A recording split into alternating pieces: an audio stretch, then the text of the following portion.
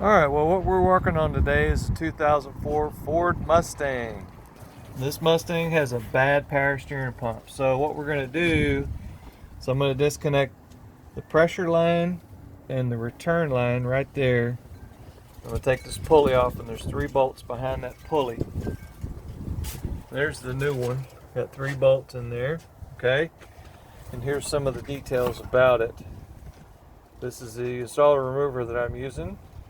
And let's see, the pump came from AutoZone. That's the part number. It cost $65. Of course, there's a core charge because it's a reman. And those 3 bolts, these 3 bolts that go on the front right here, are 38 foot-pounds. And the pressure hose that goes on the side, this pressure hose right here, okay, the one with the Teflon seal, is 30 foot-pounds. Alright, so what I've done is I've removed the battery out from this area here.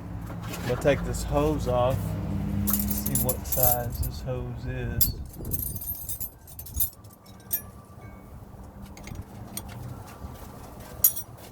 Looks like it's going to be an 18 millimeter. Alright, so that's the pressure hose, is 18 millimeter. And when you tighten this hose back, you're going to have to back up that big nut on the reservoir. Okay, I didn't do that on this one because it don't really matter. Usually they come off. But when you take this nut off on the reservoir, you got to be careful. If that backup nut spins, you'll have to get a wrench and put it on there. I'm taking this off first so that I can let this thing drain while I'm taking this front pulley off. Alright, so you have to keep track of the depth of this pulley. And what I did in this case here, can't get my dial indicator in here, there's not enough space. So I just put some paint on there, and when I take this pulley off, there will be a ridge left marking the depth. So, and then I have this tool here from my Cornwell Master Pulley Remover Kit. Just put that on there like this, and it's got a arm here like that, and there we are. Just pull that thing off, and that's it. Alright, so these 3 bolts here are 15 millimeters, and then you have to take these 2 bolts off. These are 13 millimeter there. And these, I think, and once you get all of them out, your pump is loose to feed that pump out right here like so. There we are. Success. Pump is out. Okay, so we get our new pump. Feed that little guy in down here like so. Line up the bolts. All the bolts are the same length.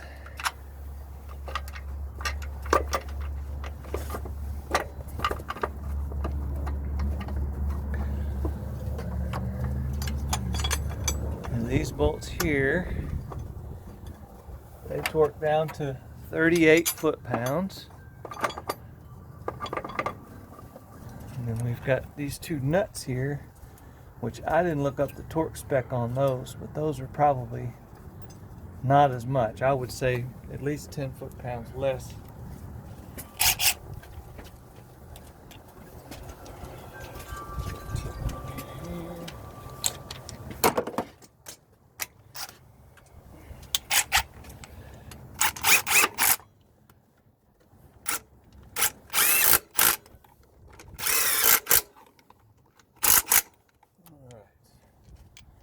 Torque those down in just a minute.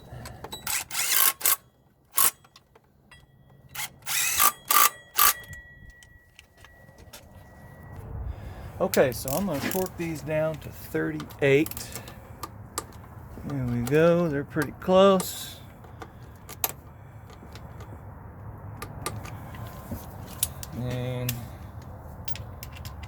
two 13 millimeters. I'm going to put those at 28.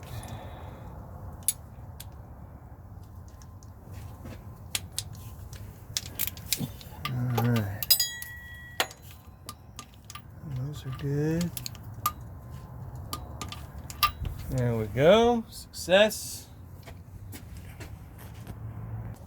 Alright, so what you want to do is put your forcing screw and your adapter on here with this little bearing and just tighten that thing up, and you'll have to put it on a pretty good ways.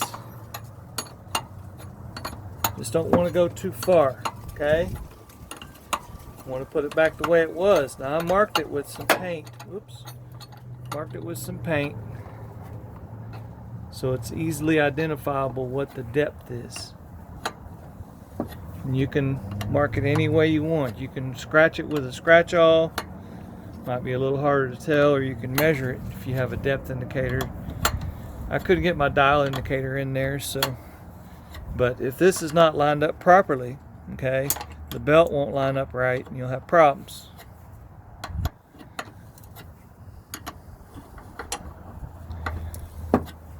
Now if I had a ratcheting 15/16, go a lot faster, but you cannot use an impact wrench on this.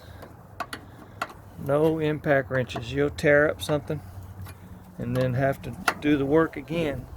So this is just the way it is.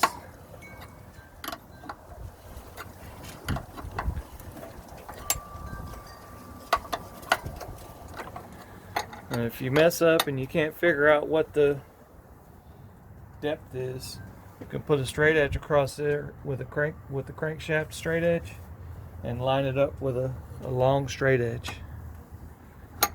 And that'll do the same thing as setting your depth. And normally you can just eyeball it. But I'm showing that extra step just in case somebody's going to need that. Maybe they don't have a straight edge. Maybe they don't have a depth gauge. I've got a depth gauge, but I just chose to do it otherwise because the depth gauge is a little bit more of a technical tool. A lot of people don't have that kind of stuff.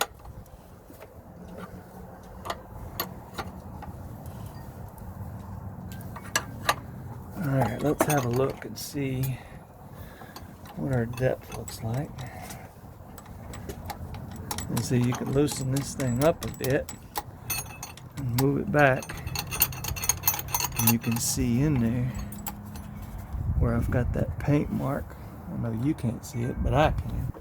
So it's got a little bit more to go. It starts getting on this far and it starts getting tight.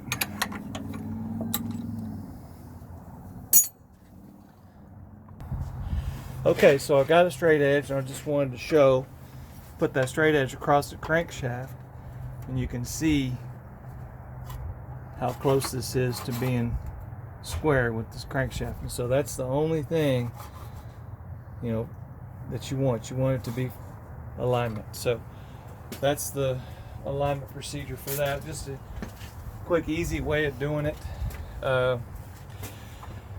And what I need to do now is deal with this Teflon seal.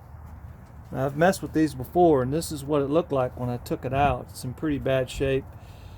Whenever it was installed previously, it doesn't look like it was sized properly, so it just flew apart. So we'll see about getting that thing off. But the new seal will have to be sized on here, and so I'm going to show that in just a moment. Alright, so what you're going to want to do with this Teflon seal is stretch it out so that you can get it over this. And then I'm going to put this tool, this is a fuel disconnect tool on there. I'm going to put that over it and squeeze it down to get it to go back into shape, because the Teflon ring will shrink back down to shape. Okay, so I measured the threads on here, and the largest size thread is 0.622 with my dial indicator. So I found something, this old gas filler neck works a good size to get this on there and stretches that Teflon seal out like that. Okay. All right. So once you get it stretched out, then you take it off. You quickly put it on this, kind of walk it up there. Now see, in just that short period of time, it's already shrank a little bit. So I'm gonna have to reinstall it on here, stretch it out a bit more. Sometimes you might have to go a little past that to get it, but they always go back to size. They always go back to size. Walk that thing on there. There you go. See, you get it on there and it'll shrivel back down. Just make sure that when you get it on there, you rotate it all the way around. Get it past those threads.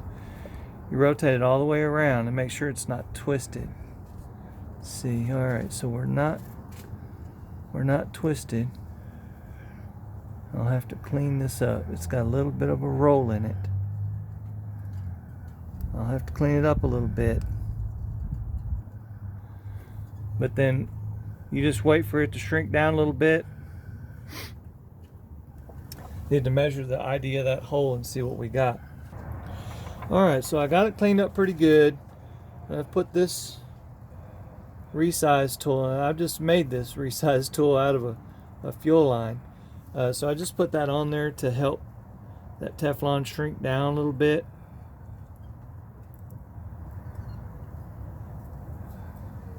And it's looking pretty good. Just want it to shrink. Just want this seal to shrink down, and what you have to do is you have to get a pick. Well, it's not focusing. You have to get a pick and go around it like this and make sure that that seal is standing up. It's not twisted. Okay, and so as you go around and shape that Teflon seal and it's shrinking, you make sure and press it up against the side there and get it so that it's standing up straight and no twist.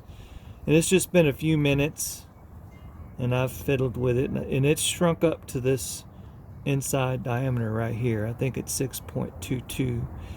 That doesn't really matter. Okay, that's fine. I measured the hole that it seals into, and it just seals just right on the lip of the hole. I wish they did it with an O-ring, but anyway, we'll get this thing put on there and see how it goes. Some of these cars, even though you go through this trouble to fix it, there is another seal on the inside here. Has one on the inside and has one on the outside. If that one on the inside is leaking, well, you just have to replace the hose.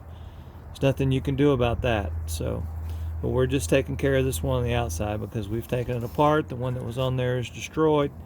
That's how things work. Alright, so I got everything on and got the hose on down there. So everybody's happy. No leaks or anything. Really bright sunlight, so it's hard to tell.